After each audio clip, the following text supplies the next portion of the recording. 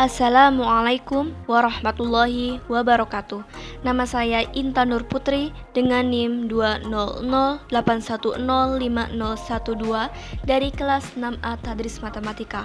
Kali ini saya akan memberikan tutorial menganalisis sebuah data menggunakan analisis regresi sederhana dengan aplikasi SPSS. Tugas ini saya ajukan untuk memenuhi tugas UAS praktikum analisis regresi. Ini merupakan tampilan utama dari aplikasi SPSS. Kita close saja. Untuk menganalisis sebuah data, kita harus mempunyai datanya terlebih dahulu, dan saya sudah menyiapkan datanya. Data yang dipakai terkait hubungan antara motivasi belajar dan hasil belajar. Saya langsung blok saja datanya. Setelah diblok, Ctrl C untuk mengcopy dan Ctrl V ke SPSS untuk mempaste. Setelah itu ke variabel view, saya ubah terlebih dahulu namanya. Variabel pertama X, variabel kedua Y. Pada kolom label pertama saya beri label motivasi belajar dan label kedua hasil belajar.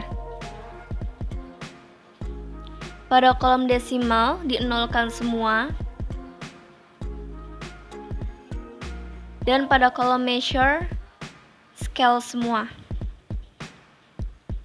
Lalu kembali ke data view. Kemudian klik analyze, regression, linear. Hasil belajar saya masukkan ke kolom dependent dan motivasi belajar ke kolom independent. Lalu klik OK. Ini adalah tampilan output dari data yang saya input tadi. Setelah keluar outputnya, selanjutnya kita interpretasikan. Tabel variabel enter remove ini menjelaskan bahwa variabel X yaitu motivasi belajar dan variabel Y yaitu hasil belajar. Tabel ini juga menjelaskan bahwa metode yang digunakan adalah enter. Selanjutnya adalah tabel model summary.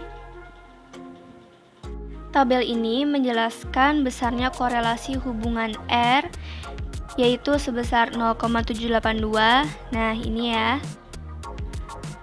Lalu juga menjelaskan koefisien determinasi yaitu R square yaitu sebesar 0,611. Artinya pengaruh variabel bebas X yaitu motivasi belajar terhadap variabel terikat Y yaitu hasil belajar sebesar 61,1% dari R square yang dikalikan 100%. Nah, selanjutnya adalah tabel ANOVA. Tabel ANOVA ini menjelaskan bahwa nilai F hitung yaitu sebesar 15,733 dengan tingkat signifikan sebesar 0,03, di mana batasnya adalah 0,05, jadi tingkat signifikannya kurang dari 0,05, yang artinya model regresi dapat dipakai untuk memprediksi pengaruh variabel X terhadap variabel Y. Kemudian tabel koefisien.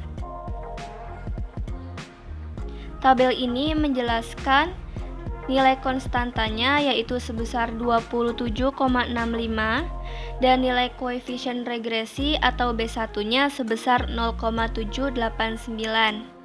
Karena B0 dan B1 sudah diketahui, maka dapat dibentuk model regresi atau persamaannya, yaitu dengan rumus Y sama dengan B0 ditambah B1X.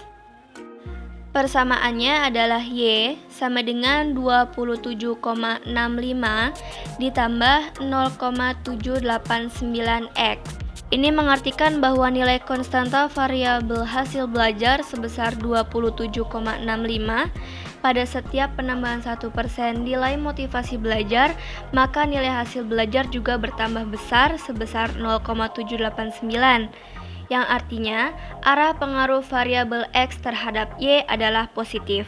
Dapat diambil keputusan berpengaruh secara signifikan, yang artinya variabel X berpengaruh terhadap Y. Dapat juga dilihat dari nilai T hitung dan T tabelnya, di mana T hitung lebih besar dari T tabel, Ini juga artinya variabel X berpengaruh terhadap variabel Y.